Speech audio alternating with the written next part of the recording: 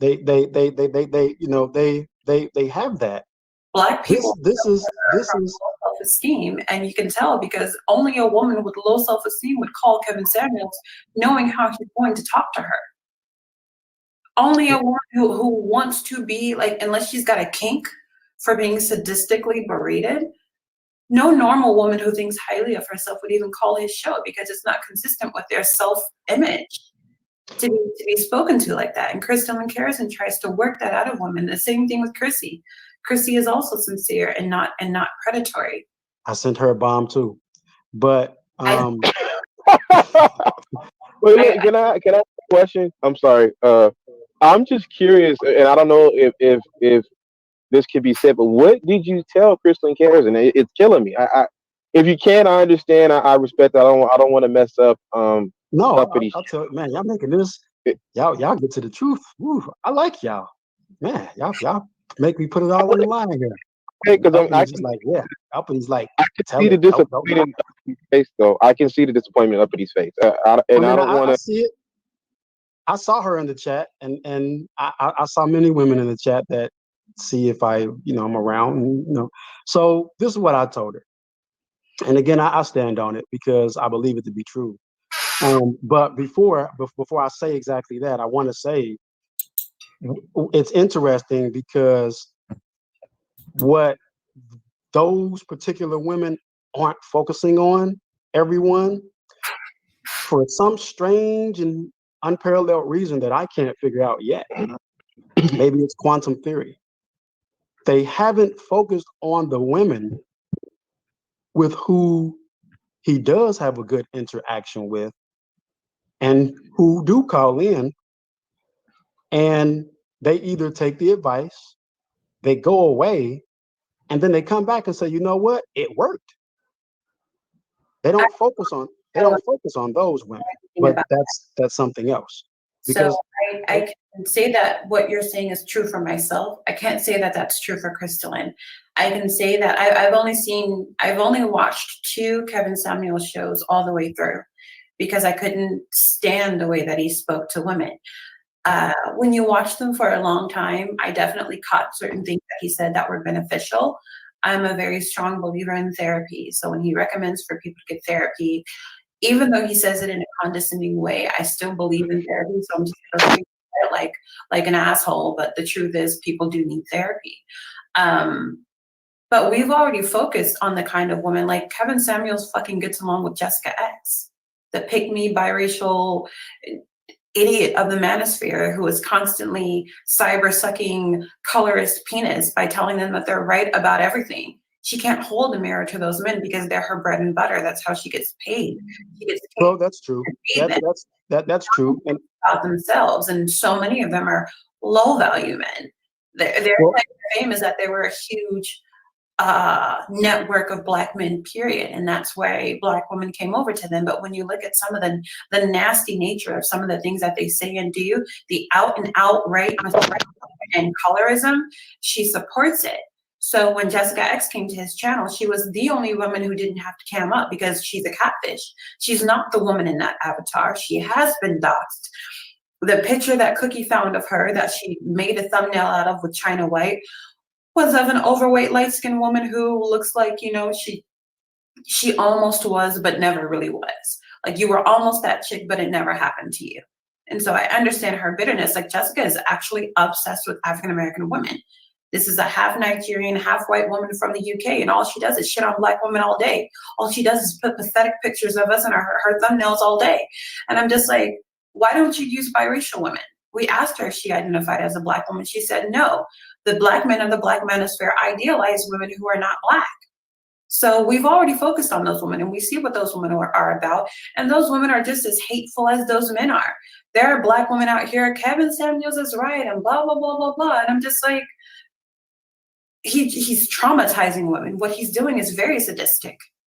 It breaks down the psychology and the self-esteem of a person, and that's his aim. If I can break these Black women's self-esteem hard enough, all that level up shit will leave them, and they will go back to the men who abused them. I do not find it coincidental that there were high-value men who approved of her, except for my partner and maybe, Darren Marion. There were high-value men who were more approving of her than were low value men. It's the same thing that happened with me and D. Darrell when he called me a 10, and all the low values are just like, I'm gonna email Uppity a 10. I'm gonna send you a nasty text message because you called Uppity a 10. And I'm just like, well, I'm a whole negress. And you're a self-hating Negro. I don't expect. So I have a question. Why do you so as a woman, let's strip out the wall, the curtains and the carpet, the floors. As a woman, why do you think those particular dudes, if we were anywhere else, why do you think those particular dudes were angry at you when this particular dude called you a 10? Just, I don't want to divert because I want to Because tell Ken what I said. But why do you think? I blocked them and I don't approve of their message, and I've been very honest with them. I used to spend time in Manosphere spaces. I remember going to Obsidian's chat. Mr. Fantastic gave me a wrench. Reg, the bad guy, gave me a wrench. I've been over there before. I've been dragged. I've been very honest. I've gotten into panel conversations with them. I didn't start doing a whole lot of camming up until people told everybody I was ugly and fat. And then I was just like, well, I'll open my camera just to prove a point that this is nothing but jealousy and slander. But like, I'm not a colorist, I'm anti-colorist. And some of these men, they are very colorist. And they're very African-American female. So I represent what they hate. Have any of those guys ever seen? I'm assuming a lot of men have seen your pictures. I have an Instagram. So even before I was to, people would go to Obsidian's chat and find me on Instagram. Yeah, they've seen it. So I'll tell you the honest, fiery answer. I'm listening. That burns people. That's why I've chosen the element of fire. The reason that those men got angry, just in context, and then I'll tell you guys what I said to CK.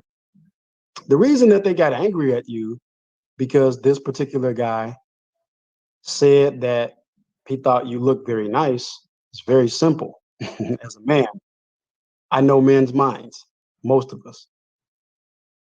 If you would have given them something, in other words, if they could have had sex with you, if they could have fucked, then they would have no problem because they're getting something from you. And so that now they don't have a reason to be angry, but because they can't, if you were just giving it out like it was candy and you weren't publicizing that you were giving it out, but you were giving it out and they were eating some of the candy, as a man, men know that when most of us are eating some of the cookies or eating some of the candy, our sweet tooth is satisfied. We don't have no reason to complain. We're good.